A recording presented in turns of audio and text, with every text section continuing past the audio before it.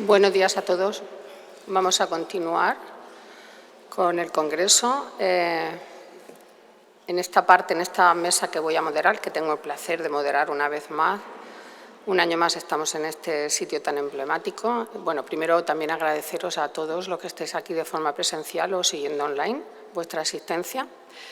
En esta mesa ha habido un pequeño cambio con respecto al programa inicial. Inicialmente estaba previsto que vinieran a hablarnos sobre la situación del cribado neonatal en España María Teresa Herrero Díaz, pero se ha disculpado, no ha sido posible. Y también estaba previsto hacer una presentación el doctor Miguel del Campo Casanelles sobre el esoma urgente en el niño críticamente enfermo, pero está ahora mismo en Estados Unidos. Él es médico genetista en el Ready Hospital de San Diego, en el Ready Children's Hospital de San Diego, y por motivos técnicos tampoco ha podido llegar. Quizás, si llega a tiempo, mañana se pueda proyectar esa interesante charla. Permitidme que me presente. Soy la directora del Centro de Bioquímica y Genética Clínica. Somos un centro que vamos a cumplir ya 50 años el año que viene, dedicados al diagnóstico, la prevención, la detección precoz y la investigación de las enfermedades de origen genético.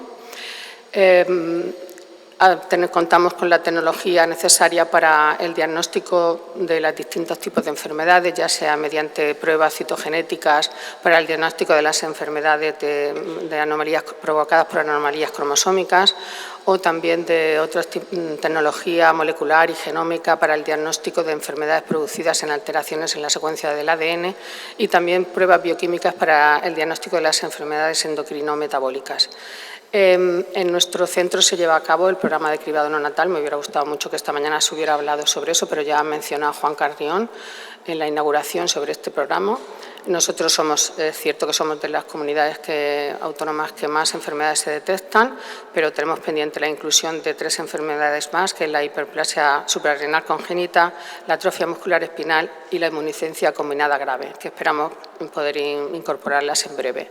La hiperplasia suprarrenal congénita es una de las que ya el Ministerio de Sanidad la tiene en cartera desde 2023, desde el verano del 2023 la incluyó. Había en principio 7 enfermedades solo, se han incluido 4 más y el Ministerio pretende que para el 2025 se llegue a un total de 23 enfermedades.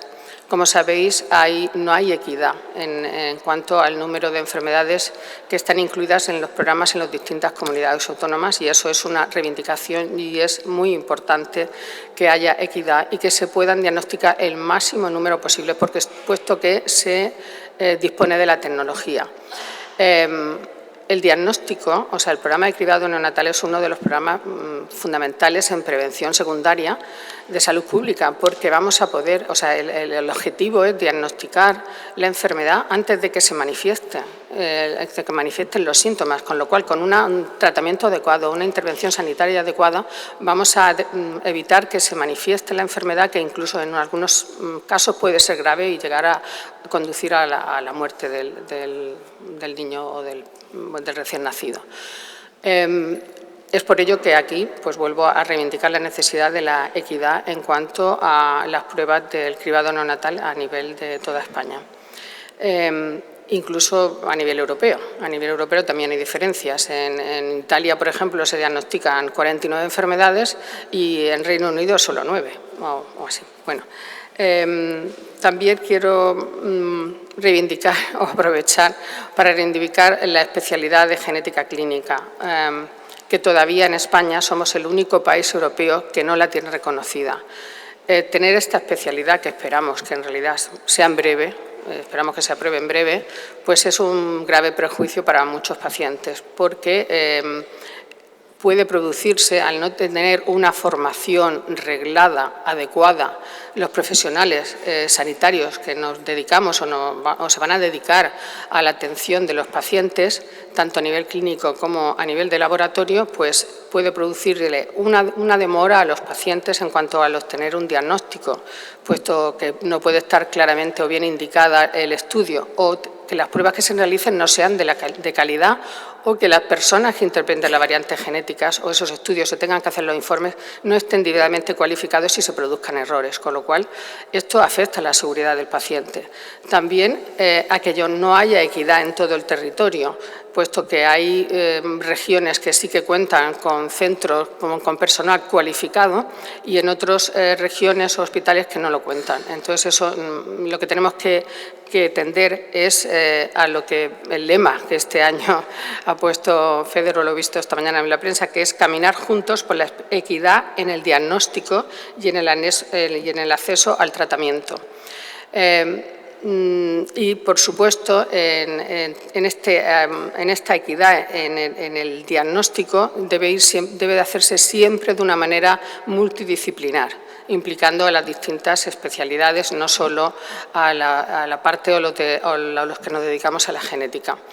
Es muy importante también, no solo que haya una formación reglada mediante una especialidad, sino también una formación, por ejemplo, en el ámbito de los graduados en medicina, ya que la especialidad genética es transversal, afecta a otras especialidades, con lo cual el médico tiene que, el primer especialista al que acude el paciente debe de estar formado para detectar los primeros síntomas que le puedan indicar a que hay sospecha de una enfermedad de origen genético. Recordar que más del 70% de las enfermedades raras tienen un origen genético. Entonces, ese especialista, ese primer médico que se encuentra el paciente o su familia, debe de reconocer esos síntomas y derivarlos al especialista adecuado para su completa valoración.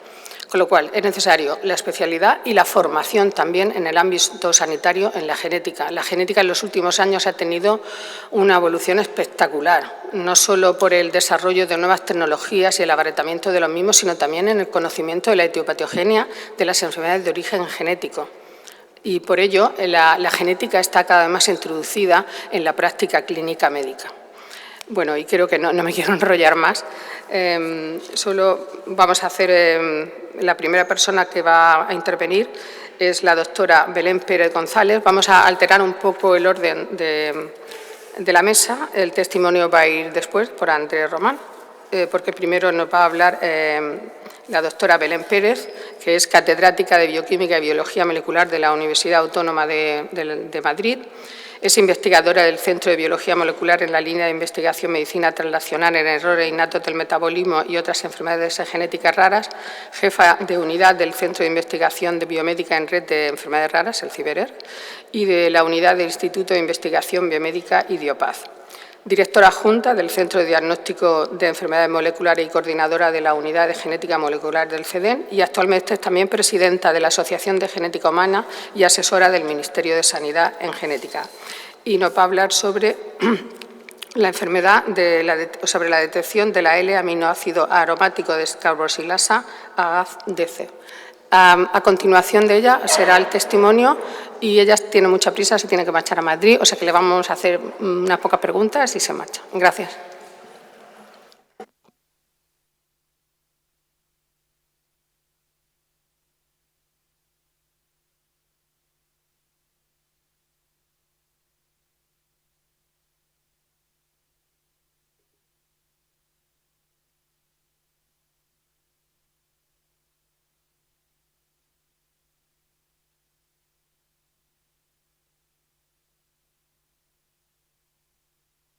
Y muchas gracias al comité organizador por permitirme de nuevo estar aquí. Bueno, como vicepresidenta de la Sociedad de Genética Humana, gracias por la intervención sobre la necesidad de la especialidad de genética en nuestro país y, bueno, espero que en muy breve podamos celebrarlo de que realmente ha sido aprobada y, como digo, con nuestras conversaciones en el Ministerio va a ser algo, creemos, y crucemos los dedos para que sea algo inminente. Bueno, yo voy a hablar aquí de este programa Rainbow para detectar la deficiencia en el aminoácido aromático de carboxilasa. Quiero dar las gracias a PTC, a la compañía PTC Therapeutics, por permitirme al laboratorio haber participado en este programa. Os voy a contar la importancia de la detección de esta patología, pero no deja de ser un ejemplo que utilizaré para daros las pinceladas de la importancia del diagnóstico, la importancia de utilizar cualquier tecnología para llegar a un diagnóstico, ya que es la puerta, es la ventana de oportunidad para una aplicación terapéutica, si la hay, o para una investigación en terapias. Voy a hablar de este diagnóstico y además presentaré algunos casos para que veamos cómo es a veces de complejo el diagnóstico, porque me parece que es un buen ejercicio para que las familias y los pacientes que están esperando de nosotros este desarrollo de esta oportunidad de diagnóstico vean que, bueno, que trabajamos duramente utilizando las tecnologías a nuestro alcance y a veces pues nos encontramos con obstáculos que siempre hay que intentar salvar. Voy a hablar, como digo, del diagnóstico clínico, de los estudios de genética bioquímica, de los estudios de genética molecular y de la importancia de la genómica funcional, la aplicación, la inclusión dentro de los sistemas asistenciales de la validación de las variantes. Bueno, la deficiencia en ADC, esta proteína ADC que la veis en la diapositiva, cataliza la síntesis de dos neurotransmisores, la dopamina, ¿ves mi ratón, no? Y la serotonina.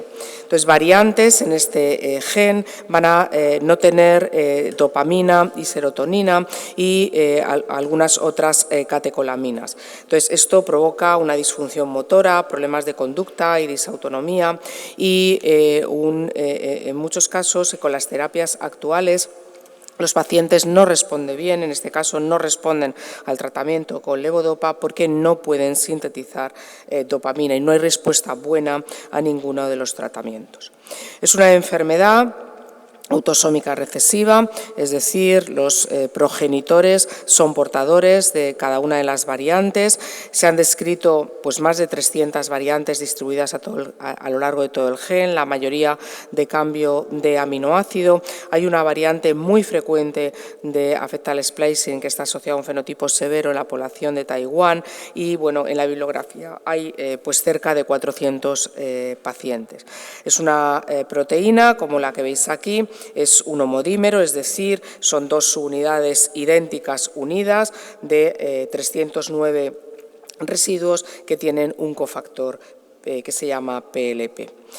En tejidos, y siempre tenemos que se expresa en hígado, se expresa en cerebro y tiene también una expresión en tejido gastrointestinal. ¿Qué es lo que ocurre con estos pacientes que como tienen un defecto de producción de dopamina van a tener un problema importante de movimiento, de hipotonía, distonía, crisis oculorosquiras y diferentes aspectos neurológicos, además de un problema de función autónoma por la deficiencia de estos neurotransmisores y un problema importante de comportamiento. La clínica es muy variada, presentando lo más frecuente es hipotonía, estas crisis oculogiras, retraso en el desarrollo, síntomas autonómicos.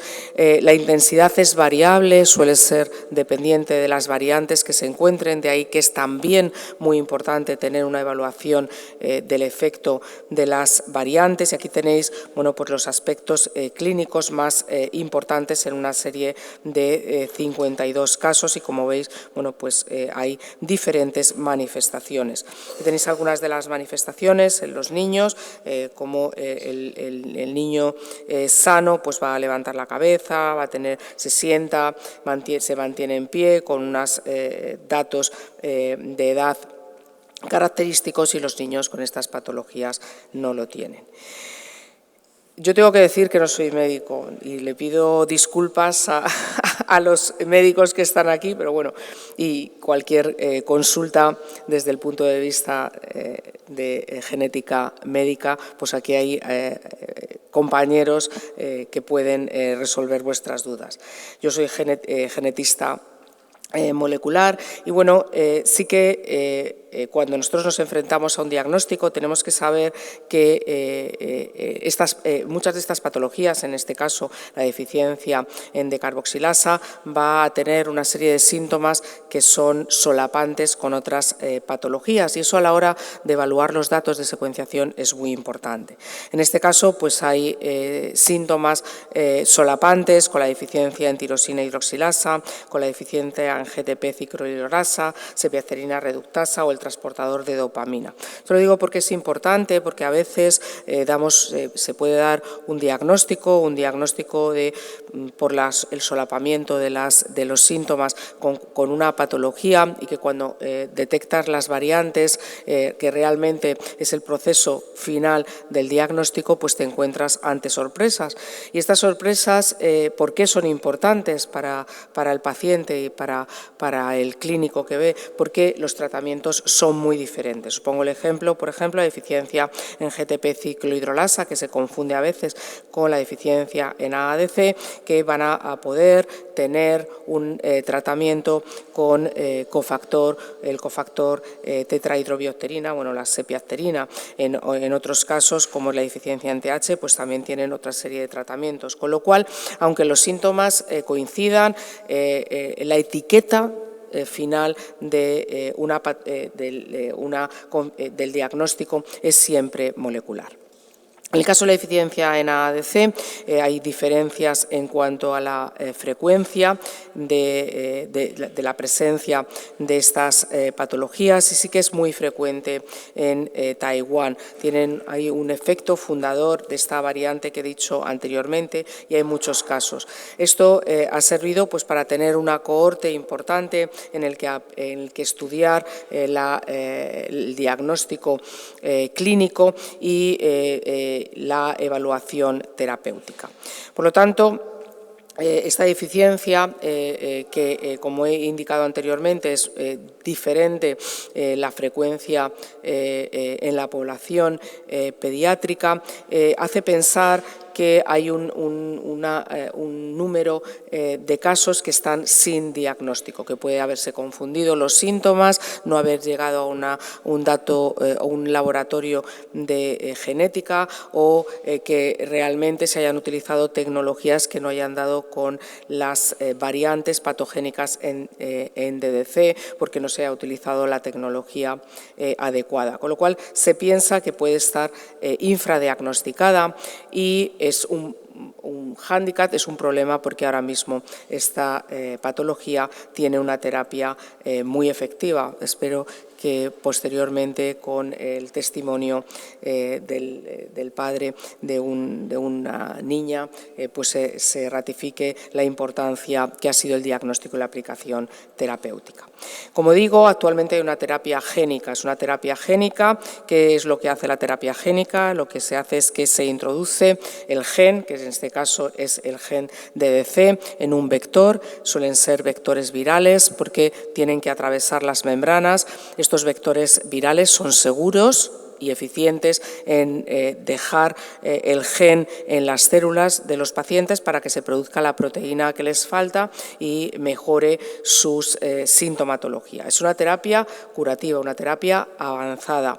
Estos vectores son vectores seguros, como digo, son vehículos, voy a decir vehículos para entregar el gen a las células. Aquí tenéis este gen en este vehículo que es un vector, un vehículo adenoviral asociado que tiene una serie de ventajas importantes a la hora de entregar la terapia génica. En este caso es una aplicación, es una administración guiada por resonancia magnética del virus a una parte del cerebro, el putamen, haciéndolo de una forma esquemática exquisita, los neurólogos consiguen introducir este gen en el cerebro de los niños. Y bueno, pues ha habido una descripción de pacientes con esta terapia que tiene PTC Therapeutics y bueno, pues se ha evaluado que produce mejoras, que yo creo que es mucho más ilustrativo que nos lo cuente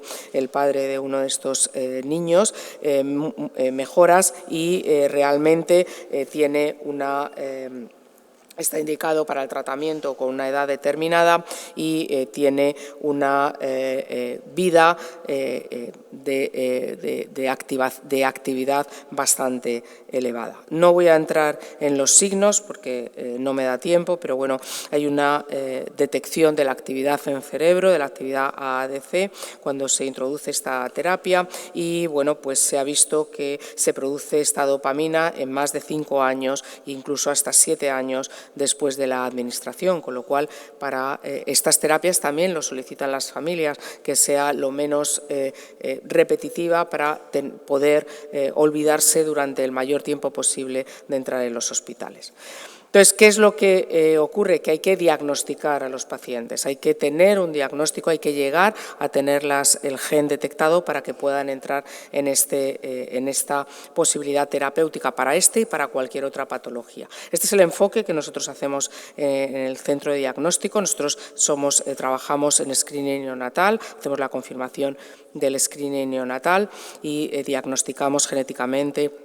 Hacemos la confirmación genética de los casos, también tenemos un proyecto de genómica de screening neonatal genómico, recogemos los datos de genética médica, el diagnóstico de los pacientes, incluyendo la genética bioquímica, hacemos pruebas de segundo nivel de genética bioquímica, de genética molecular y, muy importante, genómica funcional, y ahora os contaré algún ejemplo.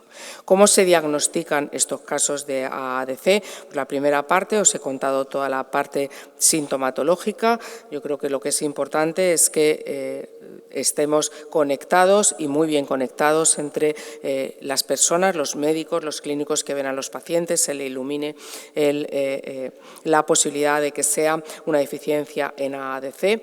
Y bueno, pues se hagan unas medidas de neurotransmisores que se pueden realizar en líquido cefalorraquídeo, en plasma o en orina, de tal manera que tienen unos derivados de estos neurotransmisores disminuidos y un aumento de algunos marcadores, como es el 3-ortometildopa. Aquí tenéis en la parte bioquímica, que es lo que medimos un aumento de 3-ortometildopa porque está parada esta reacción enzimática, es el marcador, digamos, el gold estándar del marcaje de genética bioquímica, y esto es lo que nos da un indicio de la posibilidad de llevar hacia una detección de variantes en DDC. Actualmente no se hace de detección de un solo gen, con lo cual, bueno, se pueden detectar cualquier otra patología que con la detección de 3-ortometildopa o con otras variables de genética bioquímica que nos permitan acercarnos al gen.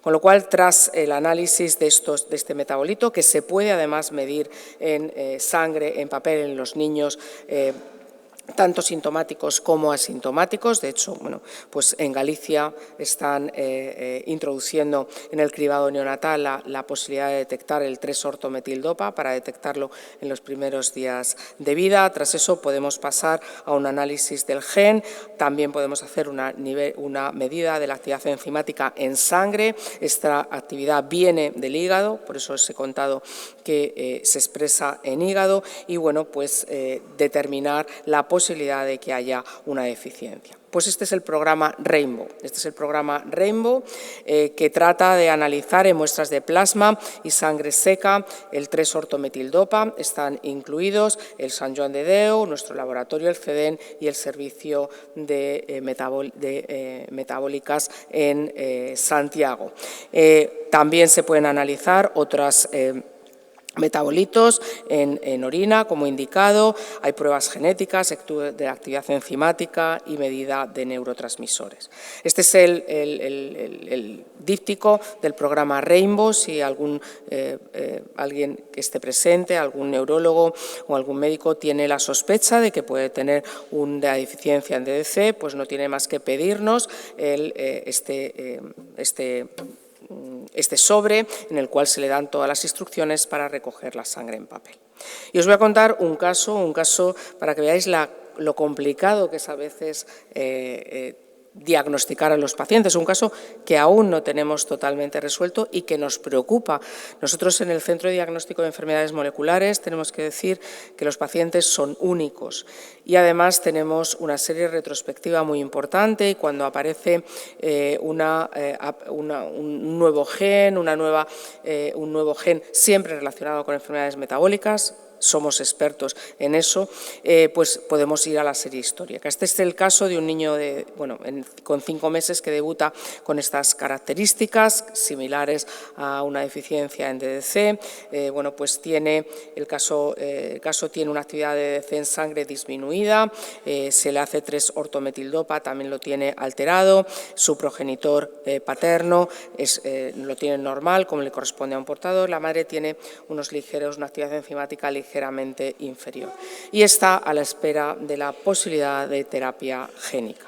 Se le detecta una única variante en el gen DDC, una variante que es patogénica y nosotros ya, aunque realmente el exoma completo ha revolucionado el diagnóstico, no es la herramienta única que se puede utilizar para resolver los casos. Se pueden utilizar tecnología del genoma, de lecturas cortas, de lecturas largas o el genoma óptico que hablará la siguiente ponente. Esto tiene un problema, que el número de variantes que detectamos es altísimo y tenemos que tener una tecnología no solamente de estudios in silico, sino una tecnología de estudios funcionales para dar una respuesta a los pacientes, dirigidas de forma rápida, más masivas, siempre con muestras de los pacientes cuando se puede, cuando a veces encuentras una nueva asociación gen-enfermedad, utilizar modelos.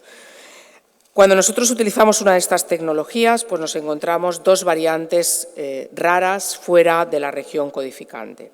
De estas 2 variantes, una de ellas estaba sobre el cromosoma materno, que no habíamos detectado variantes, y otra de ellas pues se heredaba con la patología con la variante que he indicado anteriormente. Los estudios in silico de ordenador indican que una de ellas podría ser patogénica, pero se describen como variantes de significado clínico incierto. Este es el problema más grande que tenemos en los laboratorios y el problema que debemos evitar trasladarle a los médicos, a los clínicos, porque es una incertidumbre que impide la toma de decisiones clínicas, porque pone en riesgo la seguridad del paciente, limita las opciones terapéuticas y de asesoramiento. Por lo tanto, es imprescindible incluir en las pruebas asistenciales análisis de genómica funcional.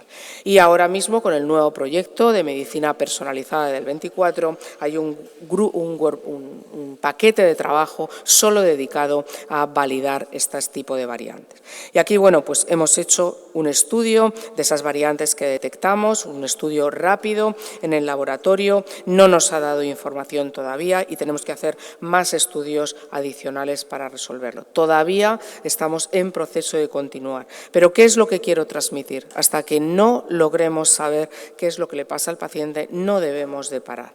Por eso, le hemos hecho también un mapeo óptico, no hay variantes estructurales y pensamos que son estas variantes, pero tenemos que demostrarlo.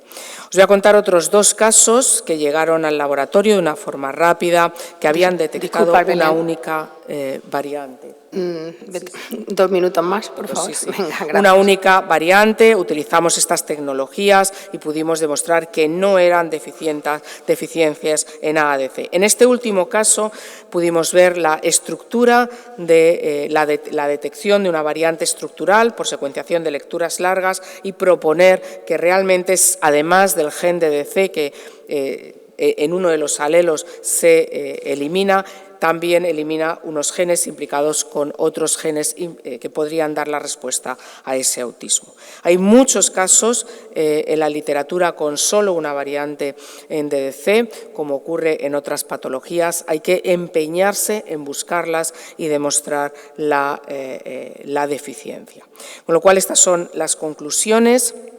En la clínica de ADC solapa con otras patologías. Es importante hacer los estudios de ortometildopa en todos los casos con sospecha, además de un análisis genético.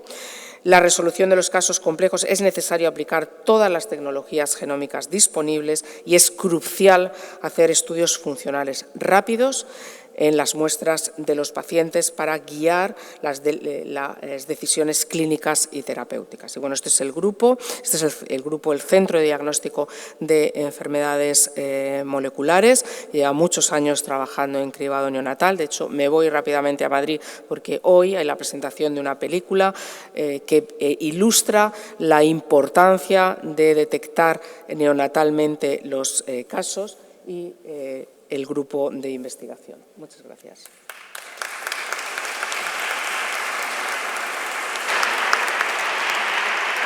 Muchas gracias, Belén, por esta estupenda, magnífica presentación que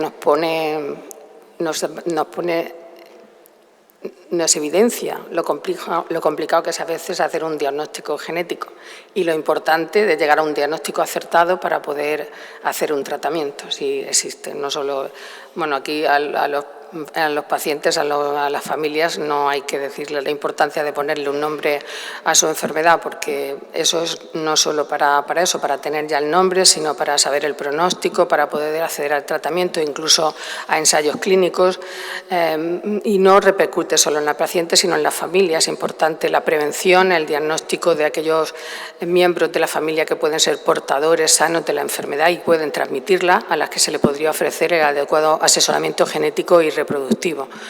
Bueno, pues no sé si tenéis alguna pregunta en la sala.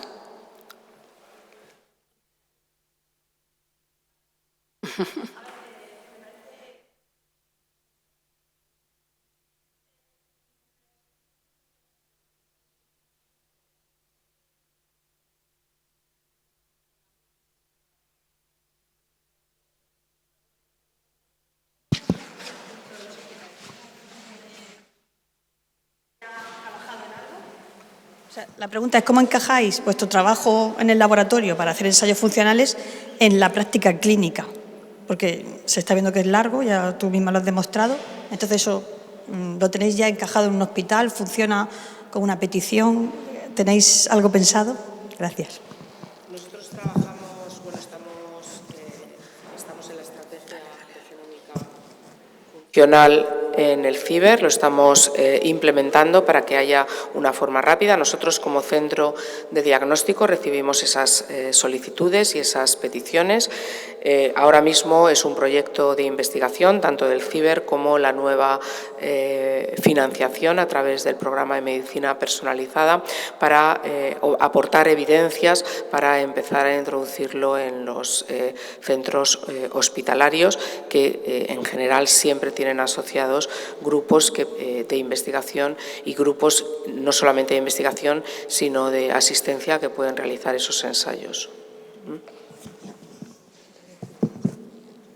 Bueno, como vamos un poco mal de tiempo, yo te voy a hacer una última pregunta, me voy a permitir. ¿Cómo ves, has comentado que Galicia ya lo está introduciendo dentro del programa de cribado? ¿Cómo ves tú la posibilidad de que el Ministerio lo ponga dentro de las enfermedades a diagnosticar en el programa de cribado?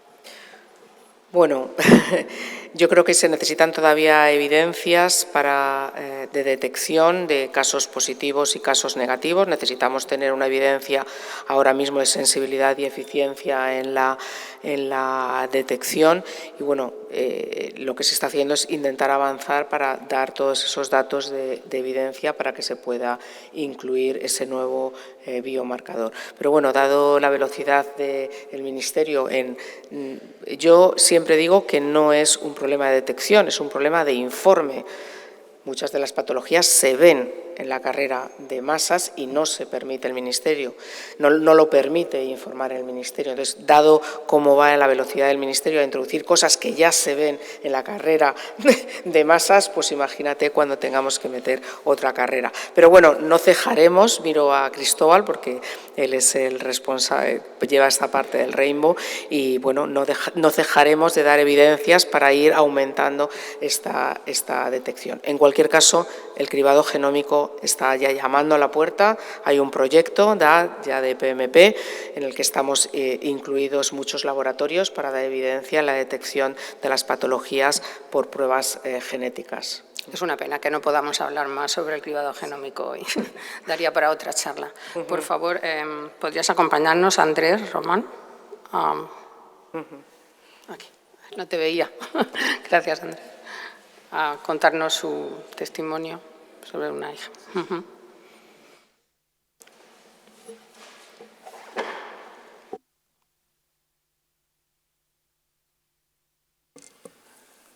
Buenos días. Bueno, mi nombre es Andrés y soy el padre de Candela, una de las dos niñas diagnosticadas de deficiencia de escabosías de aminoácidos aromáticos en España. Y bueno, voy a ser muy breve porque el tiempo que tengo es corto y tampoco lo que quiero contar es rápido y espero que sea de ayuda. Nosotros el 16 de noviembre de 2017 vinimos a una revisión al hospital porque veíamos que algo no iba bien en Candela y ese mismo día nos quedamos en el hospital porque algo no iba bien. Desde ese día, que fue en noviembre, hasta el diagnóstico en enero, que fue el diagnóstico tan rápido, y lo pueden decir ellos mejor que yo, dice mucho del Hospital Virgen de la Risaca y de la doctora Rosario y de Salvador Ibáñez y toda la gente que trabaja en el Hospital Virgen de la Risaca. Ese periodo de incertidumbre, pues es un periodo de incertidumbre para una familia muy difícil. Desde ese día, desde el diagnóstico hasta hoy, pues bueno, lo que sucedió fue que Candela tenía un diagnóstico de una enfermedad severa, AADC, que tenía una esperanza de vida corta, que podía responder al tratamiento que no había mucha esperanza en ese tratamiento en ese momento, o no, en el caso de Candela fue que no respondía al tratamiento, y ya empezaron 3 años de problemas diarios, bueno, problemas, con una situación en una familia compleja en el sentido de que Candela no podía comer, Candela no podía dormir, nosotros a Candela la alimentamos con sonda, tenía cada 2 días crisis oculológicas muy complejas, muy difíciles de gestionar. Y bueno, y todo ello con un poco la idea en la cabeza de que la esperanza de vida de Candela iba a ser muy corta. Hasta que apareció en el horizonte la opción de la terapia génica. La terapia génica para nosotros fue lo que nos impulsó. Disculpadme.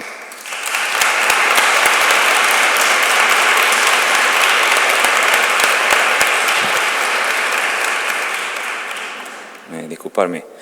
Los 4 años que estuvimos con esta batalla diaria, sabiendo que la terapia génica estaba en el horizonte, pues fue lo que nos llevó a luchar cada día, hasta que en diciembre del año 2021, en Varsovia, operamos a Candela con terapia génica. Bueno, desde el 21 de diciembre que operamos a Candela, Candela en ese momento que lo operamos no era capaz de levantar los brazos contra la gravedad, no sostenía la cabeza. O sea, era como una muñeca de trapo. Y tenía cada 2 días las crisis oculológicas que eran crisis muy complejas de gestiones para nosotros y, bueno, evidentemente para ella. 20 días después de la terapia génica dejó de tener crisis. 2 meses después o menos de 2 meses después de la terapia génica empezó a mantenerse sentada, luego empezó a mover los brazos, empezó a coger cosas, y a día de hoy Candela es capaz de comer, pues, puede coger cosas, comer sola, va al colegio, ha empezado a ir al colegio este año, un colegio de educación especial. Mi mujer, que se dejó el trabajo justo en el diagnóstico, ha vuelto a trabajar la semana pasada.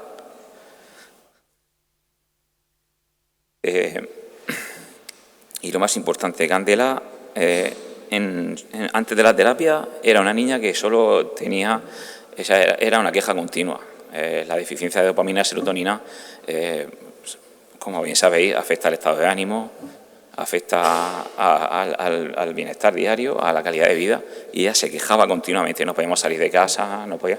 Y ahora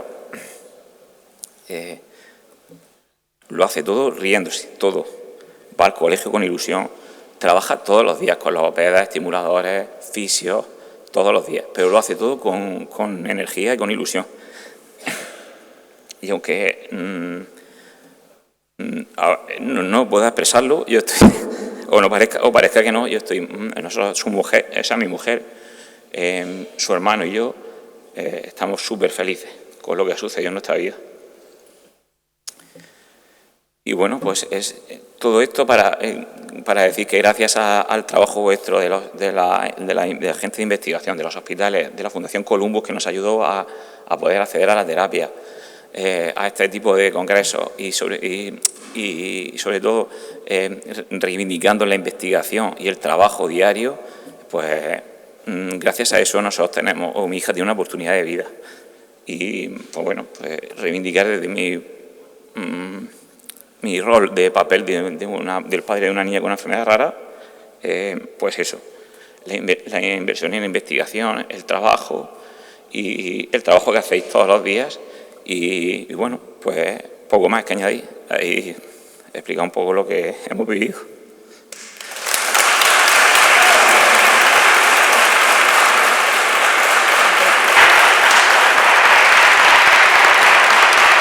Muchas gracias, Andrés.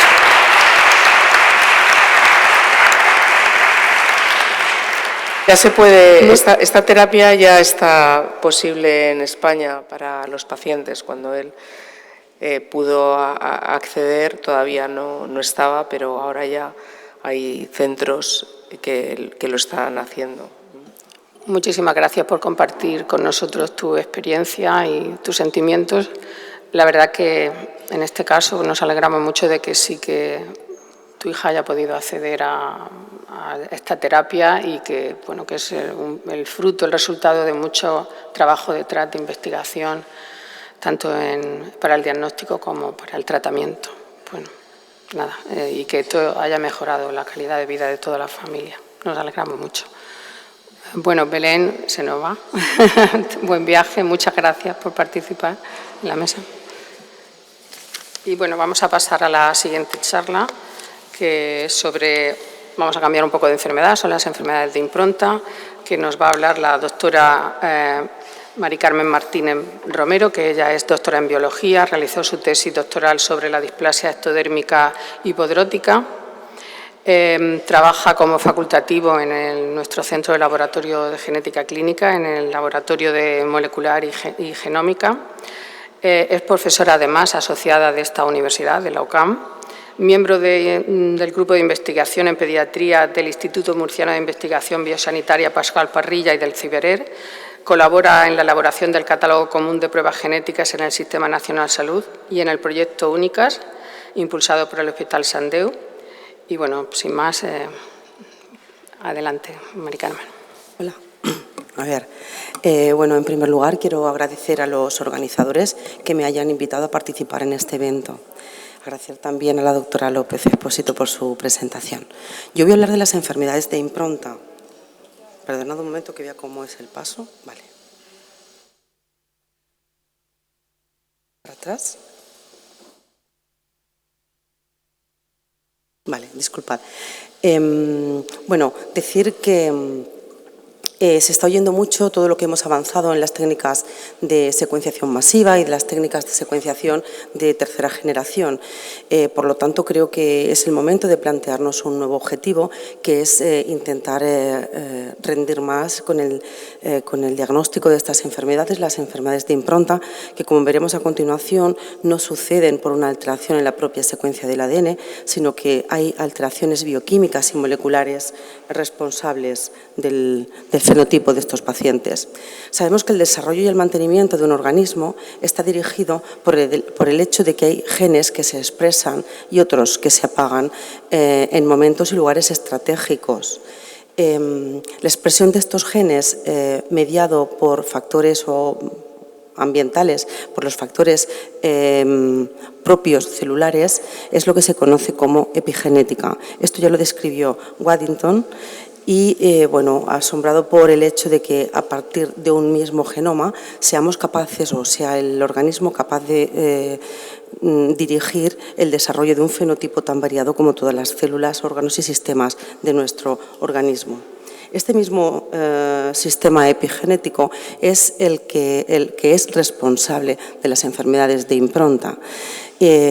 Como ahora veremos, bueno, nos han enseñado que como tenemos dos copias de cada cromosoma, los cromosomas se expresan indirectamente de si es del cromosoma materno o el cromosoma paterno. Y esto no es del todo cierto, por lo menos no lo es cierto en un 1% de nuestro genoma, más de 140 genes que se han identificado hasta el momento en el que la expresión sucede solamente en el cromosoma de un progenitor. En este esquema vemos los ideogramas de todos los cromosomas y hay genes que están escritos en color rojo. Estos son genes que están silenciados en el cromosoma materno y los genes que vemos de color azul están silenciados en el cromosoma paterno. ¿Qué es una enfermedad de impronta? Una enfermedad de impronta es el silenciamiento de un gen que debe de estar expresándose o la expresión de un gen que debe de estar apagado. Los genes con impronta aseguran el desarrollo temprano del embrionario, así como la compactación de la mórula, expansión del blastocisto, etc. Pero, ¿en qué momento sabe el gen si tiene que estar activo o tiene que estar silenciado? Esto se realiza durante el proceso de la gametogénesis. La impronta es un mecanismo que el proceso que conlleva, sobre todo, es la metilación del gen que se inactiva su expresión. Esto sucede durante la gametogénesis y explico por qué. Un embrión que da lugar a una mujer, esta mujer en desarrollo, cuando va a generar durante la gametogénesis los ovocitos, todos los cromosomas que la constituyen van a tener que cambiar la marca epigenética y van a tener que configurarse como cromosomas del alelo materno que va a ser que es lo que va a proporcionar al cigoto. Del mismo modo, el varón, cuando realiza la espermatogénesis, los genes implicados que están presentes en los gametos tienen que modificar también su impronta genética y tienen que estar activos los genes que requiere ser alelo paterno e inactivo los que no procedan. En mamíferos, más del 50% de los genes identificados con impronta genética están relacionados con el crecimiento del embrión, con el crecimiento de la placenta o en el neonato. Es decir, que este proceso es reversible porque obviamente cada generación tiene que volver a restablecerse la impronta. En esta tabla, bueno, no hay tantas enfermedades de impronta descritas hasta la fecha, se han descrito 15 enfermedades nada más. Aquí tengo, la prevalencia de todas ellas es bastante baja, pero son muy conocidas. Casi todos conoceremos aquí el síndrome del Prader-Willi, el síndrome de Angelman, síndrome de Silver-Russell o síndrome de Becky-Wiedemann, por mencionar algunos. Estas enfermedades tienen un punto en común y es que en todas se ve comprometido el desarrollo. Ya desde el momento del crecimiento intraútero podemos reconocer un un feto con retraso de crecimiento intrauterino, o incluso podemos reconocer el fenotipo contrario, un sobrecrecimiento, un hipercrecimiento en el feto. Podemos reconocer el polihidramnios, defectos de la pared abdominal o placentas de gran tamaño.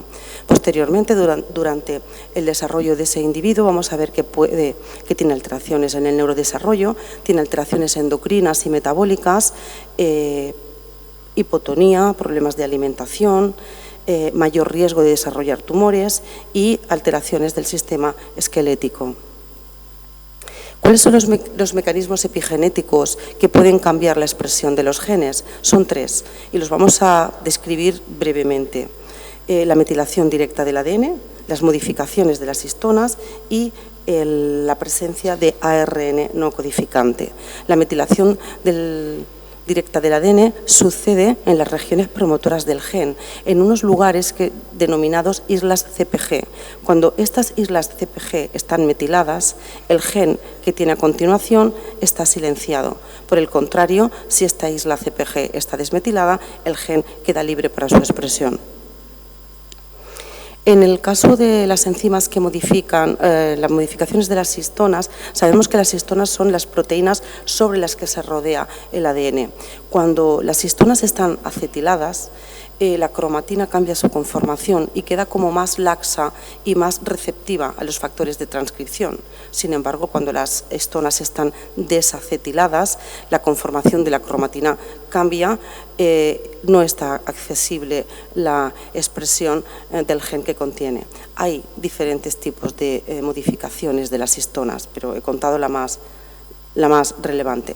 Y otro mecanismo epigenético es el ARN no codificante. Los primeros ARN no codificantes que se describieron fueron los microRNA y todos sabemos que estas partículas interfieren en la expresión de las proteínas porque pueden hacer interferencia con el mensajero y evitar o modular la traducción. Pero también se han descrito más recientemente moléculas de ARN más largos, los long no codificante, que tienen una función mucho más amplia. Pueden directamente unirse al ADN o a las proteínas que van a interferir con el ADN, alterando desde el principio la transcripción, o también pueden modificar la traducción mediante este bloqueo del mensajero o mediante alterando el splicing del mensajero. Para ver cómo se comportan o cuáles son los diferentes mecanismos que nos pueden llevar a una enfermedad de impronta, voy a poner como ejemplo el síndrome de Prader-Willi. El síndrome de Prader-Willi se produce por la falta de expresión de un gen localizado en el cromosoma 15, pero se expresa en el cromosoma 15 paterno. En el cromosoma 15 materno este gen está desmetilado. ¿Por qué sucede el Prader-Willi?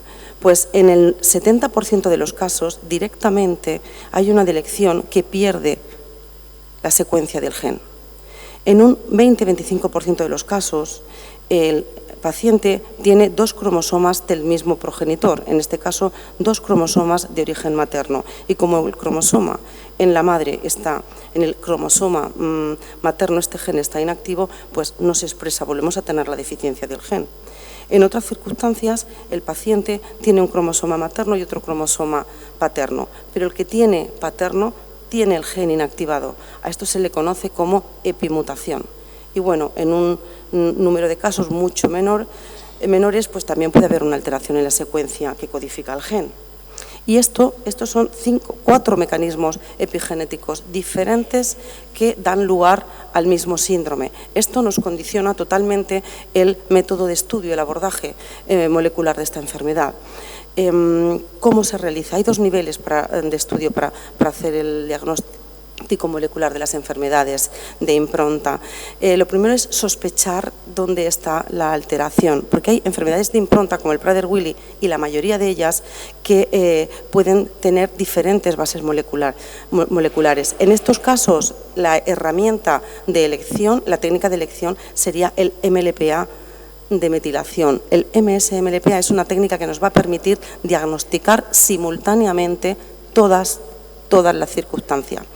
Hay veces que la enfermedad de impronta está producida por una mutación puntual. En este caso, la técnica de primer nivel elegida sería una secuenciación.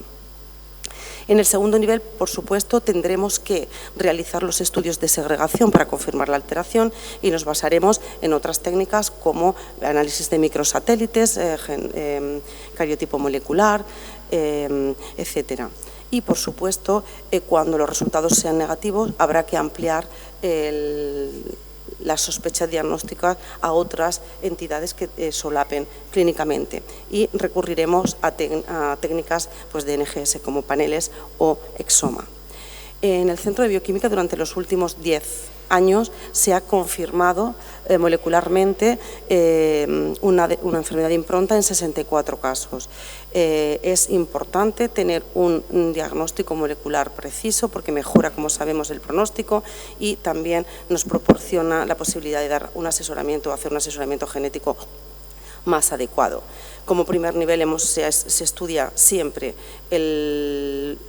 mediante la técnica del MLPA de metilación, excepto para el grupo de las alteraciones en el gen GNAS, donde tenemos un grupo de patologías que suelen tener mutaciones puntuales. En estos casos hacemos secuenciación. Esta es la casuística, esta es la proporción de las enfermedades que hemos confirmado, como decía antes. El primer tándem de enfermedades que voy a comentar es el tándem Prader-Willi síndrome de Angelman. ¿Por qué los he mezclado? Pues porque a pesar de que son dos trastornos del neurodesarrollo clínicamente muy diferentes, comparten la misma región cromosómica, el cromosoma 15. En el síndrome de Prader-Willi, aunque tengo que decir que en estas entidades el diagnóstico es clínico, ¿vale? Y aquí tenemos a las compañeras de genética médica de las que proceden la mayoría de casi todos estos casos. Bueno, pues el diagnóstico es clínico, como decía, pero requiere la confirmación molecular. En el Prader-Willi, aproximadamente un 20% no conseguimos la confirmación molecular. En el caso del síndrome de Angelman, más severo que en el Prader-Willi, igual existen unos criterios diagnósticos precisos, pero encontramos... Bueno, en el 10% de los casos no tienen alteración de metilación, tienen una alteración en la secuencia del gen V3A. En el 50% de los casos hay una disomía uniparental o epimutación y en el otro 50% de los casos lo que tenemos es una delección del alelo materno. Decir que en todos estos casos en los que no los podemos confirmar, tenemos que plantearnos los diagnósticos diferenciales. En el caso del síndrome de Angelman tenemos pues el Phelan-McDermid, el síndrome de Rett, Mowat-Wilson, etcétera, y recurriríamos a una técnica de NGS. El siguiente tándem lo componen el síndrome de Silver-Russell y el síndrome de Begg-Wiedemann. Estas dos entidades, también muy diferentes, se deben a alteraciones en el cromosoma 11. En el brazo corto del cromosoma 11, en 11p15, hay dos regiones diferencialmente metiladas, conocidas también como centro de impronta. ¿Por qué sucede el Silver-Russell? Primero, clínicamente diremos que presentan retraso de crecimiento pre- y postnatal y con unos rasgos faciales muy característicos. En el 80% de estos casos hay una hipometilación del centro de impronta 1 y en el 20% de casos restantes una disomía uniparental del cromosoma 7. Sí, diréis, ¿qué tiene que ver el cromosoma 7 con el 11? Bueno, el diagnóstico, como he dicho, es clínico. En el caso del Begg-Wiedemann se produce mayoritariamente, bueno, clínicamente son individuos con hipercrecimiento, macroglosia, defecto de la pared abdominal y riesgo de desarrollar tumores. Se produce fundamentalmente por hipometilación del centro de impronta 2 en el 77% de los casos. También se pueden producir por hipermetilación del centro de impronta 1. En estos casos el riesgo de desarrollar tumores sería mayor. Y bueno, también hay otras alteraciones moleculares en los genes como el CDKN1C o el KCNQ1. Otro síndrome de impronta, el tercer síndrome de impronta o enfermedad que aparece con frecuencia es el síndrome de Tempel. En el Tempel, que se debe a alteraciones por disomía uniparental del cromosoma 14 en una región específica. La hipometilación del centro de impronta que tiene el gen MEG3 en el cromosoma 14 hace que esa sobreexpresión, bien por disomía uniparental o por hipometilación de su isla CPG, pues nos dé esta clínica. Es una clínica solapante, son niños con peso bajo al nacimiento, hipotonía, retraso motor y problemas de alimentación. Solapa al principio con Silver-Russell y después con síndrome de Becky-Wiedemann. Y por último, el último grupo de enfermedades de impronta son las alteraciones que afectan al gen GNAS. Bueno, el gen GNAS codifica por una proteína muy importante porque es una subunidad que participa en el enzima en activar el enzima adenilato ciclasa, y esta enzima es responsable de la formación del AMP cíclico. El AMP cíclico es una molécula, un mensajero secundario muy importante, y su regulación puede afectar, o su alteración puede afectar a las funciones de numerosas hormonas, la paratormona, las gonadotropinas, etcétera. También afecta a la proliferación celular y al metabolismo.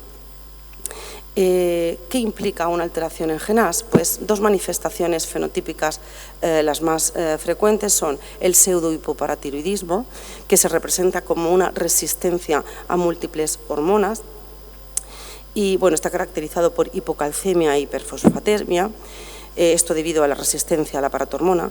Y en un segundo bloque, bueno, esto sucede en el 66-67% de los casos. En estos casos, el alelo que está alterado suele ser el alelo materno. Cuando el alelo que está alterado es el paterno, vemos más bien alteraciones en el metabolismo óseo. También hay pseudohipoparatiroidismo, pero sin esa resistencia a las hormonas, y lo más importante es la afectación del sistema óseo.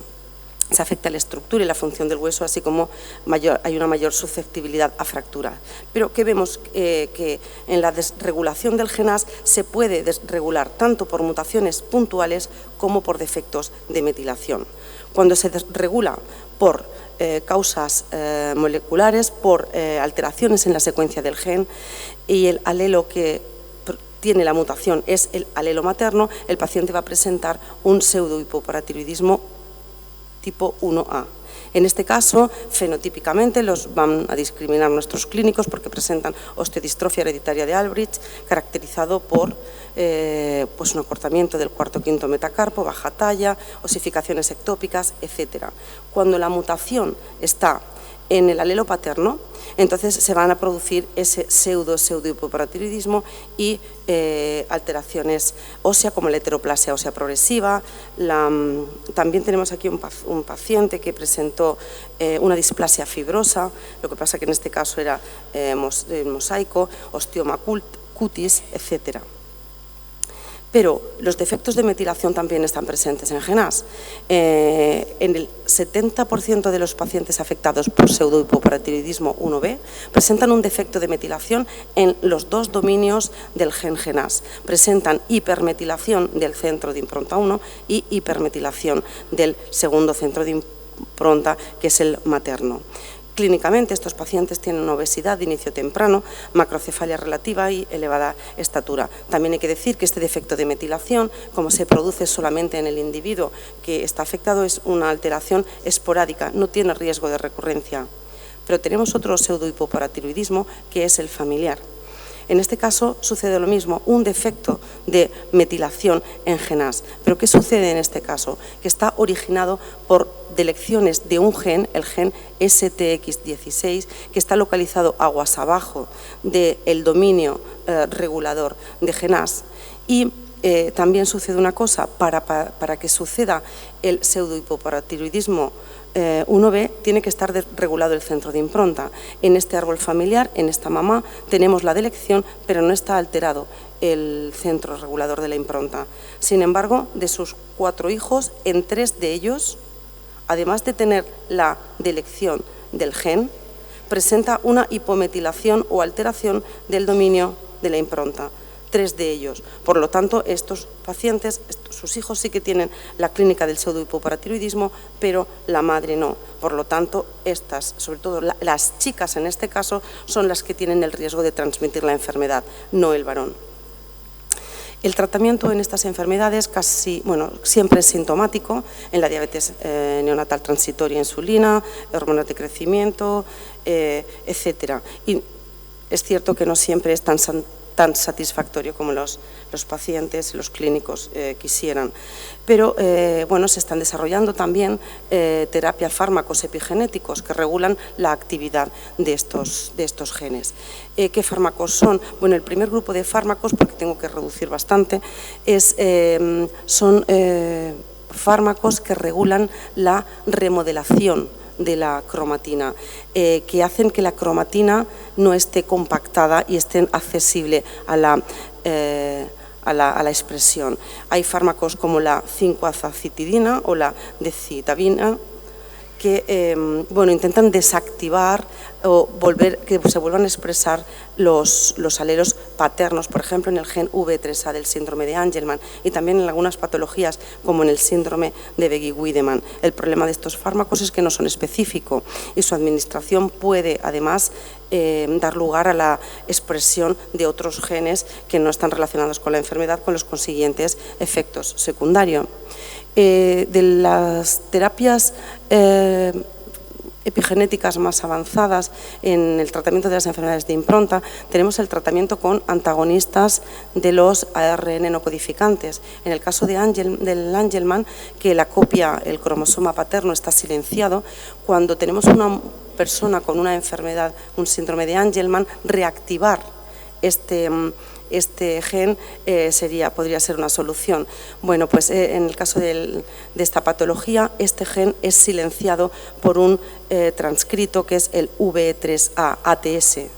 Con el diseño de oligonucleótidos antisentido contra este transcrito se podría volver a restaurar la expresión del gen. Hay ensayos clínicos un poquito más avanzados, como decía, en este sentido, pero hay artículos que he llegado a leer hasta 15 tratamientos terapéuticos diferentes, también uno utilizando vectores virales, todos ellos en desarrollo, pero creo que los resultados pueden ser esperanzadores. Y por lo último, Mari Carmen, disculpa. ¿Estás acabando? Sí, concluyo. Vale, mi conclusión es que requerimos mejorar el diagnóstico molecular porque hay muchos pacientes que siguen sin ser diagnosticados, que requerimos también mejorar las herramientas de diagnóstico clínico. Hay muchos hay herramientas apoyadas en inteligencia artificial, pero todas aquellas herramientas que ayuden a reconocer el fenotipo morfológico vendrían bien. Hay que comprender mejor la etiología y las interacciones que hay, interacciones epigenéticas entre las diferentes enfermedades de impronta, porque realmente hay superposición clínica, mucha superposición clínica. Debido a que estas son enfermedades de muy poca prevalencia, tener un registro de todos los pacientes con confirmación molecular pues sería muy útil y hacer también registros de la historia natural de estos pacientes, porque se podrían beneficiar de los ensayos clínicos de la gran terapia, de estas terapias avanzadas de las que estamos hablando. Y por último, pues se requiere colaborar entre todos los equipos multidisciplinares que desarrollen y actualicen nuevas técnicas de diagnóstico y tratamiento que permitan mejorar la calidad de vida de los pacientes con enfermedades de impronta. Muchas gracias.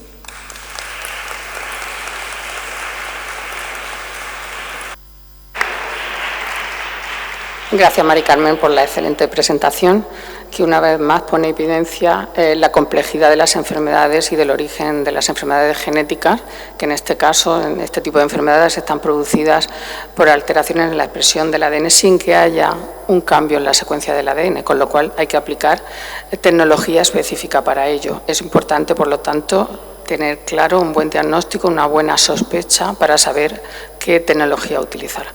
Vamos a dejar la pregunta para el final porque vamos un poco mal de tiempo, con lo cual vamos a pasar a la siguiente presentación por la doctora Beatriz Martínez Delgado, que agradecemos que vuelva a acompañarnos este año otra vez con nosotros.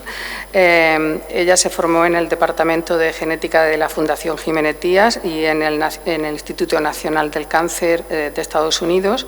Actualmente es investigadora científica en el Instituto de Investigación de Enfermedades Raras del Instituto de Salud Carlos III, donde lidera la unidad de genética molecular. y también, además, es responsable del Laboratorio de Diagnóstico Genético, directora del Biobanco Nacional de Pacientes con Enfermedades Raras y colidera el programa de casos sin diagnóstico Spain UDP.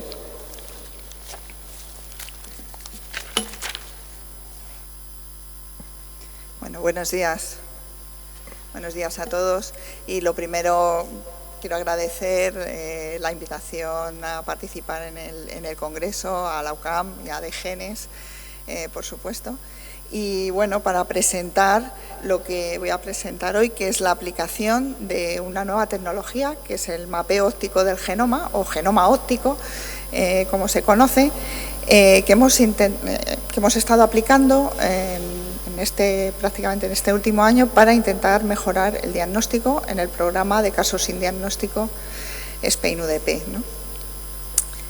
En este foro no hace falta introducir las enfermedades raras, pero sí que quería resaltar esta complejidad a la hora de enfrentarse al diagnóstico de estas enfermedades, porque son más de 7.000 enfermedades que afectan a una gran parte de la población mundial, que la mayoría son de origen genético y por tanto vamos a tener que buscar esa causa, esas alteraciones genéticas, pero que aunque afortunadamente hay cada vez más avances, cada vez conocemos más estas alteraciones genéticas, pues aún permanecen muchos pacientes sin diagnóstico, casi más de la mitad de los pacientes sin diagnóstico. Y por eso se crean los programas de casos sin diagnóstico, ¿no? De hecho, estos pacientes tienen ya un código reconocido ORFA para estos trastornos raros sin un diagnóstico determinado tras una investigación completa en los sistemas de salud.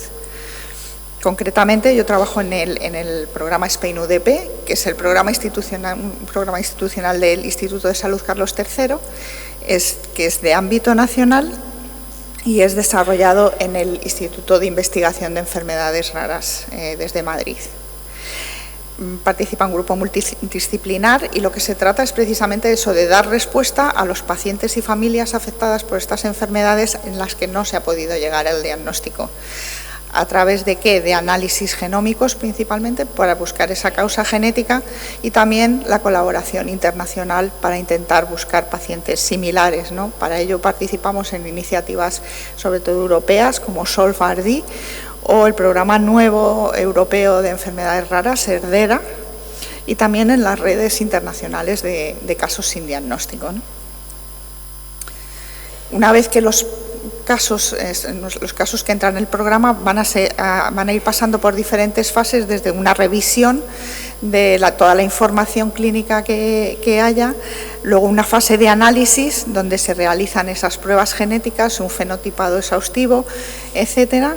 Luego, todo lo que he mencionado, compartición de los datos, tanto genéticos como clínicos de variantes genéticas para intentar encontrar esos pacientes que puedan ser similares y que ayuden al diagnóstico, y una última fase de estudios funcionales que, como ha mencionado antes Belén, tienen tanta importancia para ver sobre todo genes nuevos, variantes de significado incierto que necesitan este tipo de ensayos, ¿no?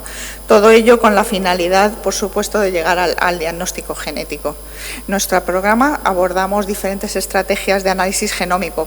Durante estos años ha sido mucho el exoma, pero cada vez hemos ido implementando técnicas como el genoma completo o el transcriptoma, que en algunos casos pues, hemos visto que tenemos que ir implementando para que nos facilite este diagnóstico. Estos son algunos números. Los pacientes están en diferentes fases del programa, como he mencionado. Ahora mismo, de los casos que ya están analizados completamente, pues hemos podido diagnosticar el 41% de ellos. Ya hemos logrado diagnosticar más de 100 pacientes, la mayoría con síndromes ultra raros y que por eso son tan difíciles de diagnosticar. No obstante, a pesar de que se puedan diagnosticar estos casos, sabemos que permanecen más del 50% de estos casos en los que todavía no hemos llegado a encontrar cuál es la causa genética. ¿Qué hacemos en estos casos en donde sobre todo el exoma, ¿no?, que es la técnica más estandarizada ahora para buscar estas alteraciones genéticas? ¿Qué podemos hacer? Pues por supuesto, todas las técnicas de secuenciación masiva, el exoma, pero también el genoma completo mediante lecturas cortas, que ya se está aplicando cada vez más, aunque todavía bueno, no está muy extendido, pero también el genoma mediante long reads, o sea, mediante secuencias largas, que nos da una resolución mucho mejor de todo el genoma, y como he mencionado antes, el transcriptoma. Estos serían las técnicas basadas en la secuenciación de nuestro genoma, pero también podemos aplicar otras nuevas estrategias, como es esta del genoma óptico, ¿no? Que nos van a abrir, o sea, que nos permiten ver el genoma de otra forma.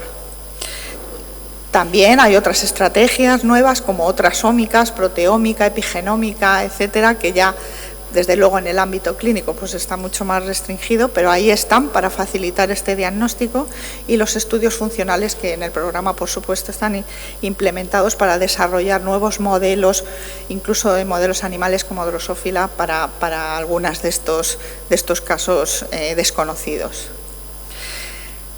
Si queremos encontrar la causa genética que pueda estar detrás de una enfermedad, tenemos que ver que hay diferentes alteraciones genéticas, ¿no? Desde variantes que afectan a pocos nucleótidos, ¿no? A aquellos que determinan la secuencia de nuestro genoma, pero también tenemos otro tipo de variantes como de número de copias, variantes estructurales que incluyen translocaciones, inversiones, duplicaciones, o sea, son alteraciones que afectan a grandes porciones ya de nuestro genoma, o repeticiones en tándem, que sabemos que existen, expansiones y contracciones de secuencias repetidas.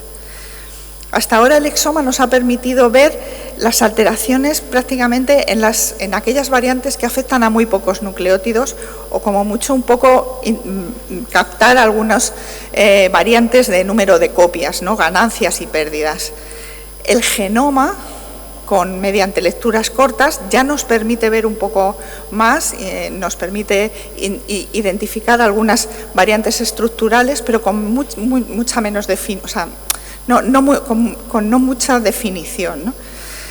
Luego tendríamos el genoma completo con estas lecturas largas, que ya nos cubre todo el genoma, y con esto podríamos ver cualquier tipo de variación en el genoma. Sin embargo, es todavía muy difícil de aplicar esta tecnología, y su análisis también requiere todavía mucho que se pueda implementar mejor. Y luego tenemos el genoma óptico, que es una técnica específicamente desarrollada que permite detectar todas las variantes estructurales de nuestro genoma. Sin embargo, no nos permite ver a nivel de secuencia los cambios específicos de la secuencia del genoma. Por lo tanto, el genoma óptico, el mapeo del genoma óptico, es una técnica que nos va a permitir detectar principalmente estas inserciones, inversiones, deleciones, translocaciones grandes que afectan a partes importantes de nuestro genoma. Comparado con las técnicas que son basadas en la secuenciación, el genoma óptico no es una tecnología basada en secuenciación. Lo que nos da es un mapa con una serie de posiciones marcadas, ¿vale?, que es lo mismo que tenemos en la citogenética, ¿no? En la citogenética tenemos nuestros cromosomas con una serie de bandas específicas que nos permiten conocer la localización de la posición en el genoma de una determinada región, ¿no? Pues el genoma óptico realmente es una citogenética, pero que tiene más de 10.000 veces más resolución. O sea, podemos ver la posición a lo largo de todo el genoma a mucha más resolución que lo que da la citogenética convencional. Aquí tenéis, por ejemplo, en el genoma óptico lo que tenemos son estas moléculas con estas marcas, con estas bandas. O sea, realmente tenemos una citogenética con más de 500.000 bandas a lo largo del genoma, con mucha más resolución, y que nos permite ver alteraciones estructurales desde 500 pares de bases, o sea, desde que afectan a relativamente pocas bases, hasta alteraciones de megabases o alteraciones muy grandes de nuestro genoma. Nos permite el análisis completo del genoma, la información de la posición de dónde están esas alteraciones y nos permite una resolución a nivel de moléculas. O sea, podemos ver las moléculas con este patrón de mapeado a lo largo de todo el genoma. La técnica consiste, voy a hablar un poco de la técnica para que se pueda conocer y entender mejor también cómo se interpreta. Necesitamos aislar el DNA, ese DNA se marca con fluorescencia a lo largo de todo el genoma, ahora lo mostraré más en detalle. Luego, estas moléculas que hemos extraído de DNA se linearizan y pasan por unos canales donde puede ir una molécula única. Luego se capturan esas imágenes de ese marcaje fluorescente que hemos hecho. Se obtienen a nivel molecular, se ensamblan todas esas moléculas para ir construyendo el mapa a lo largo de todo nuestro genoma y luego simplemente comparamos con las marcas que tiene el genoma de referencia y podemos detectar si hay marcas que no están o están de más o detectar todas estas variantes estructurales. Para ello es una técnica que necesita una extracción de DNA de moléculas largas, ¿vale? Por eso es importante, ya no nos va a valer, por ejemplo, el DNA que hemos extraído de forma convencional para otras muchas técnicas. Vamos a necesitar un DNA de alto peso molecular y por eso tampoco nos van a valer muestras embebidas en parafina, ¿no? Tejidos fijados embebidos en parafina. Por lo tanto, también, igual de ahora en adelante, hay que pensar que vamos a necesitar este tipo de DNA de alto peso molecular. Luego se marca el DNA, como he dicho. Es un marcaje fluorescente que se basa en un marcaje específico de una secuencia muy concreta que hay a lo largo de todo nuestro genoma, que se repite entre 14 y 17 veces cada 100 kilobases, de forma que va introduciendo estas marcas de forma específica. Por eso vamos a poder conocer la localización luego de cada alteración. Vamos a tener nuestro genoma marcado de esta forma. Una vez que las moléculas están marcadas, se utilizan unos chips, ¿vale?, donde este DNA se desenrolla y se lineariza para que entre de forma individual. Las moléculas de DNA entran de forma individual en unos nanocanales, en unos canales muy pequeños, donde van a ser reconocidos por sistemas ópticos. Concretamente el sistema tiene integrado un microscopio de fluorescencia que va tomando las imágenes de todas las moléculas marcadas, concretamente en verde, y la molécula de DNA pues va marcado, como se ve aquí, en azul. Este patrón de bandas es específico para cada posición del genoma y eso es lo que al final nos va a permitir detectar estas variantes estructurales a lo largo de todo nuestro genoma. Luego estas imágenes, hay un proceso que las convierte como moléculas digitales. También hay un proceso de control de calidad, de que haya ido bien el marcaje y la longitud de las moléculas. Y se van ensamblando, esas moléculas se van ensamblando para construir un mapa que es lo que al final vamos a comparar, vamos a alinear con el genoma de referencia, ¿vale? Y vamos a aplicar el software de análisis para detectar si el genoma que estamos estudiando se comporta igual que el genoma de referencia o no.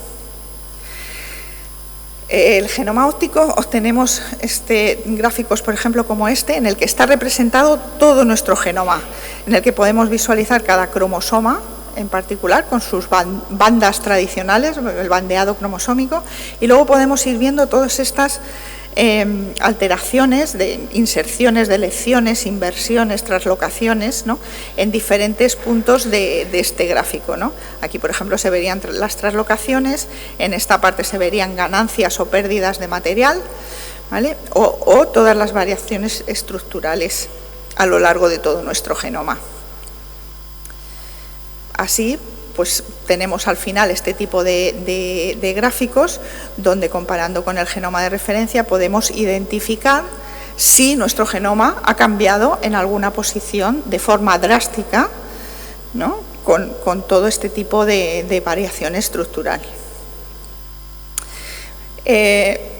Nosotros hemos podido aplicar esta técnica de genoma óptico en nuestro programa precisamente para analizar, seguir estudiando esos casos que se nos habían quedado negativos después de haberlos estudiado con las técnicas de secuenciación masiva como el exoma. ¿Vale? Tenemos disponible esta tecnología ahora, aunque tengo que decir que todavía no hemos podido analizar de forma completa todos los casos, ¿no? Hemos analizado hasta ahora 37 pacientes no diagnosticados en trío, o sea, hemos analizado también el genoma de los padres y hemos empezado a analizar, pero de momento nos hemos centrado en variantes estructurales de novo, que son aquellas que ocurren en el paciente pero que no están presentes en los padres. Todavía nos quedaría por analizar todas esas variantes estructurales que puedan estar comportándose de forma recesiva, ¿no?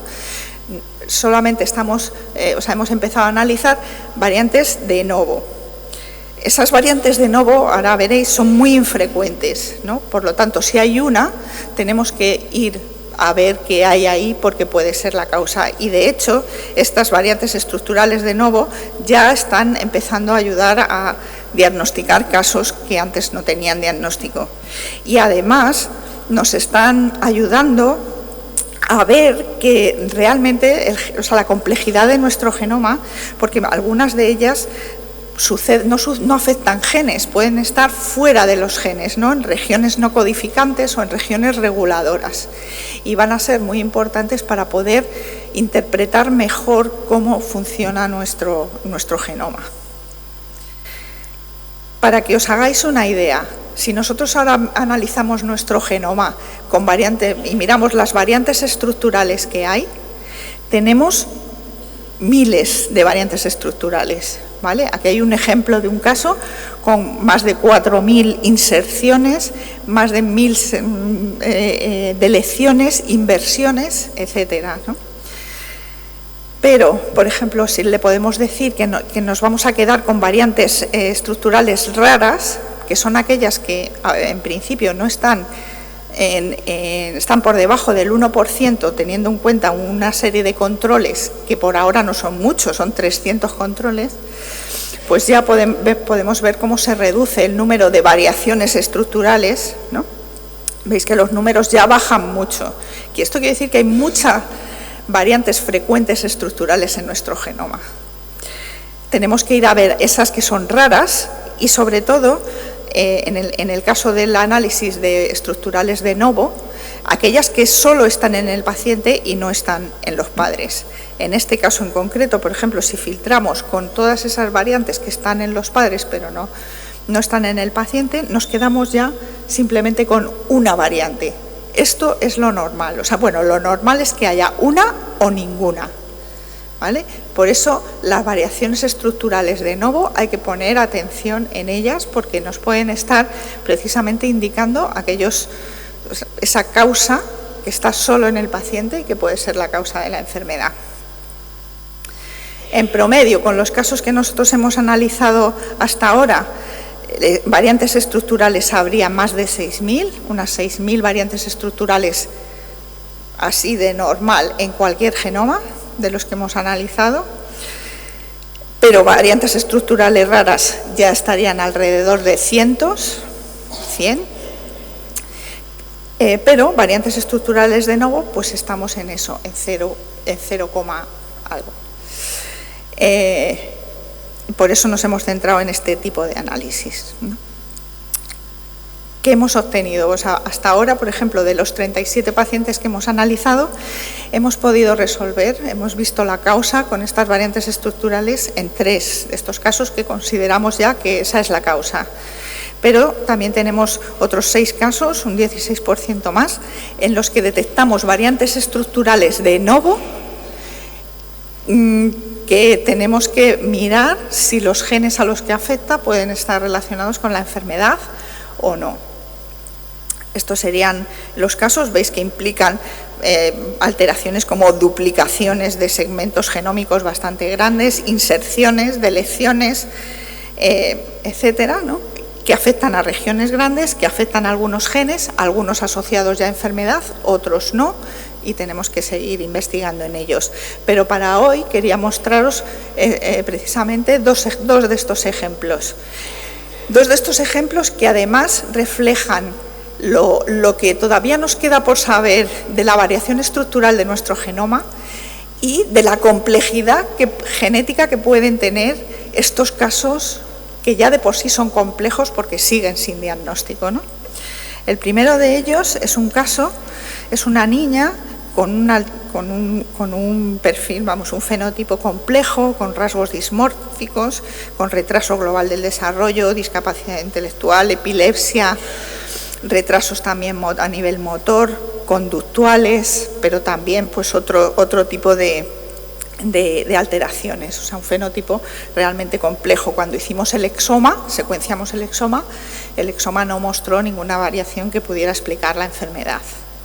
Entonces, al hacer el genoma óptico con esta tecnología, pues vimos una inserción de novo, solo en el paciente, que afectaba al gen USP9X, ¿vale? Aquí veis una inserción, veis que los mapas reflejan que hay algo más grande aquí metido, concretamente 3.200 pares de bases que se han metido dentro del gen, ¿vale? Afortunadamente, al mirar este gen, está asociado a un trastorno de desarrollo intelectual ligado al cromosoma X, que al mirar las características de los pacientes que había publicado, pues efectivamente cuadraba muy bien con las características clínicas de este caso. Con lo cual, sabíamos que esta inserción estaba alterando el gen. Pero tuvimos la suerte que este caso también fue analizado mediante secuenciación de genoma de lecturas largas. En el proyecto SOLFAR-D, concretamente, se había hecho la secuenciación de long read y también vimos, esto ya es a nivel de secuencia, vimos que efectivamente había una inserción que provenía del cromosoma 6, o sea, de otro cromosoma, localizado en una zona intrónica del gen DST, que está localizado en otro cromosoma, se había metido justo pegado a uno de los exones del gen USP9X. Aquí se ven las imágenes, por ejemplo, de los long read con esta inserción, y cuando vemos a nivel de la secuencia concreta, pues lo que vimos en este caso, y por eso es un caso muy curioso, es que justamente esta secuencia de 3.200 pares de bases corresponde con un retrotransposón llamado SVA, por las características que tiene, ¿no? Este retrotransposón está situado en el cromosoma 6, pero había saltado, ahí se había insertado dentro de este gen. Los retrotransposones son elementos móviles de nuestro genoma. O sea, sabemos que hay elementos del genoma que no se quedan quietos en una posición, sino que saltan a otras posiciones de nuestro genoma. Y esto, cuando se meten dentro de un gen, pueden alterar estos genes. Y esto es lo que ha pasado en este caso, ¿no? Estos elementos, concretamente, son muy frecuentes en las regiones génicas y por eso alteran la regulación. Son específicos de homínidos y hay descritos más de 2.600 en nuestro genoma. Y hacen eso, copiarse y pegarse en otro sitio, y ya se han asociado con el desarrollo de enfermedades genéticas. Y por tanto, la inserción de este transposón nos ha permitido ver que era la alteración, que en este caso la alteración de este gen por este retrotransposón, pues es el que causa la enfermedad. Y muy rápidamente, otro caso también de gran complejidad, este sí que realmente es un caso, yo creo, bastante único. Es un niño con un síndrome también muy complejo, no resuelto, el embarazo por fecundación in vitro con una donación de óvulos, todas las pruebas genéticas previas sin resultados. Nosotros hicimos un exoma completo también sin resultados. Aquí veis todo, la gran cantidad de alteraciones que se daban en el paciente. En este caso hicimos un genoma de secuencia corta y también el genoma óptico. Y por ambas técnicas, lo que en este caso vimos no fue que había una variante de novo, una variante estructural de novo, sino que había muchas. Y eso era normal. Al principio creíamos que era algo técnico, o sea, algo que había fallado y por eso se detectaban tantas, pero no. O sea, hemos comprobado que en este paciente hay múltiples variantes estructurales. Este sería el gráfico de todo el genoma, donde veis diferentes variantes estructurales, muchas localizadas en el cromosoma 12 concretamente. 49 variantes estructurales de novo en este paciente. Eso es muy raro, ¿no? Aquí veis algunas otras imágenes más centrándose en los cromosomas que tienen alteraciones estructurales y concretamente en el cromosoma 12, que es donde se han concentrado todas estas alteraciones. Aquí simplemente voy a pasar algunas de estas imágenes, por ejemplo, una inversión de novo en el cromosoma 9, una deleción de 900 kilobases en el cromosoma 6, traslocaciones entre el cromosoma 3 y el cromosoma 12, veis que se comparte la secuencia de dos cromosomas diferentes, diferentes puntos de traslocación afectando a diferentes posiciones en el cromosoma 12, ¿veis? O sea, así podría pasaros, pues eso, todas las alteraciones. Disculpa, vale, gracias.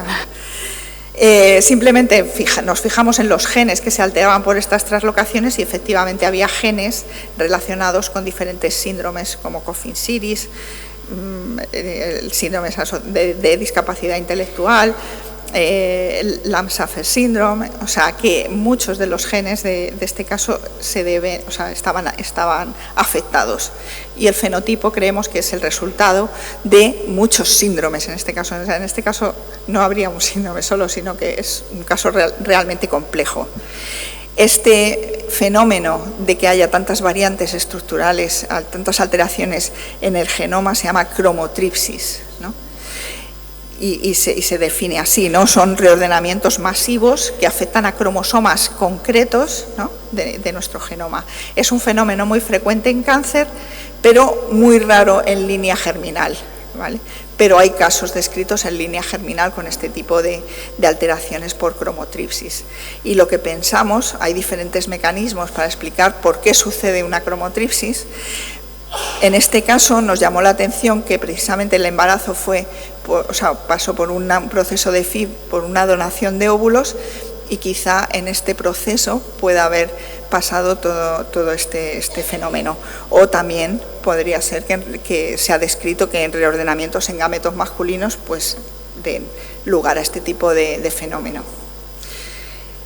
Simplemente eso, a concluir con estos mensajes de que tanto el exoma como el genoma de lecturas cortas ha apoyado mucho el diagnóstico de estos pacientes, pero más de la mitad permanecen sin diagnóstico. Que el mapeo de genoma óptico permite detectar casi todas las variantes estructurales que puedan darse, que es una técnica muy prometedora para identificar estas alteraciones para enfermedades genéticas, sobre todo en combinación con las técnicas de secuenciación, que luego al final nos permiten ver qué es lo que hay en la secuencia, que es una herramienta robusta y que tiene fácil aplicación en la clínica.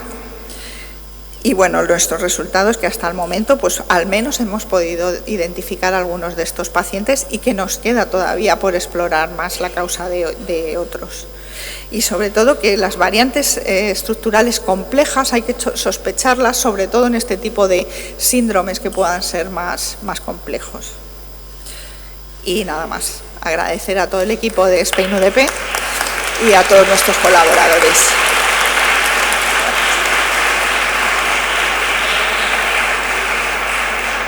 Muchísimas gracias. Yo creo que como vamos un poco ya mal de tiempo, si tenéis alguna pregunta a las ponentes, se podría hacer de forma individual. Venga, una, María Ángeles. Vale, genial. Muy bien. Bueno, pues creo que han estado muy interesantes todas las charlas, hemos aprendido muchísimo. Bueno, mientras que traen la pregunta. Voy a hacerte yo una, Beatriz. Dices que es de fácil manejo la tecnología y el coste es muy cara. ¿Es fácil para introducirlo en la práctica rutinaria de un laboratorio de diagnóstico? Bueno, la práctica rutinaria después de descartar otros, por supuesto, haber aplicado otras técnicas. ¿Es coste efectiva? Pues yo creo que es coste efectiva. Es verdad que es una tecnología que solo la tiene una casa comercial, o sea, solo la lleva Bionano, pero Bionano tiene diferentes formas de utilizarlo. Puedes comprar el sistema o ellos te lo alquilan por un determinado número de muestras. Entonces, yo creo que la mayoría de la gente por ahora lo alquila para un número de muestras. Y bueno, y luego una vez que lo tienes, puedes como seguir alquilándolo por si vas a seguir analizando muestras. Te renuevan el alquiler, ¿no? Te renuevan el alquiler. Bueno, Vale. María Ángel. Gracias, Isabel, por darme paso. Bueno, hay un agradecimiento enorme en el chat a las ponentes, pero esta pregunta es para Mari Carmen. Carolina pregunta que en el caso de los fenotipos variables, en los casos de síndromes genéticos de delecciones y duplicaciones, ¿podrían deberse alteraciones de esta impronta? A ver, las delecciones, microdelecciones y microduplicaciones, sobre todo microduplicaciones no. Yo creo que son alteraciones estructurales que si hubiera algún defecto de impronta ya lo hubiéramos identificado, porque las alteraciones estructurales están como muy trilladas, ¿vale? Pero la propia delección, es que habría que ver el caso, la propia delección en sí ya tiene una repercusión clínica, porque conlleva la pérdida de genes, sean o no genes de impronta, ¿vale? Entonces, habría que verlo, si está hablando de un caso concreto o si lo habla, porque como mecanismo general las delecciones y microduplicaciones suceden por otro mecanismo, que son recombinaciones homólogas no alélicas, es otra. Por si te puede aclarar un poco, comenta que representa a pacientes de delecciones y duplicaciones del 16p11.2. Bueno, pues no sé, habría que ver, no es una de las descritas, ya digo que habría que ver, tendría que verlo. Muchas regiones del genoma también tienen episignaturas, tienen estados de metilación que bueno, pueden ser diferentes en según qué pacientes. No te sabría decir, pero bueno, me lo anoto. Vale, gracias. Bueno, pues damos por concluida la charla. ¿O Vanessa, quieres preguntar algo? Solo quería preguntarle, muchas gracias por la presentación, si con el mapeo óptico habéis detectado casos de mosaicismo somático o expansión de repeticiones.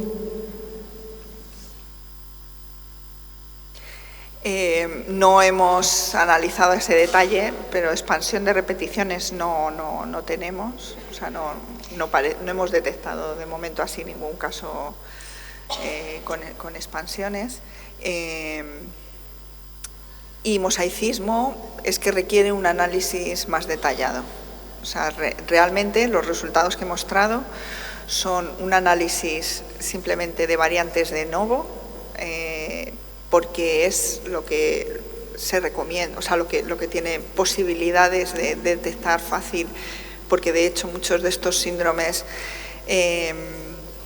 también lo vemos con la secuenciación del exoma, que la mayoría de los casos son variantes de novo, o sea, pues fuimos a mirar de primeras variantes de novo estructurales que se nos podían estar escapando. Pero, por supuesto, hay casos descritos de mosaicismos, expansiones, sí.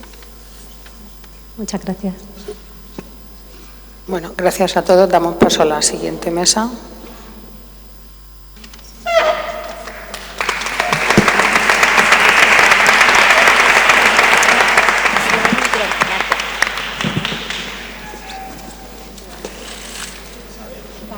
quiera. Bueno, no, quédatelo y luego en cuanto terminen, me lo dejo porque me están haciendo preguntas.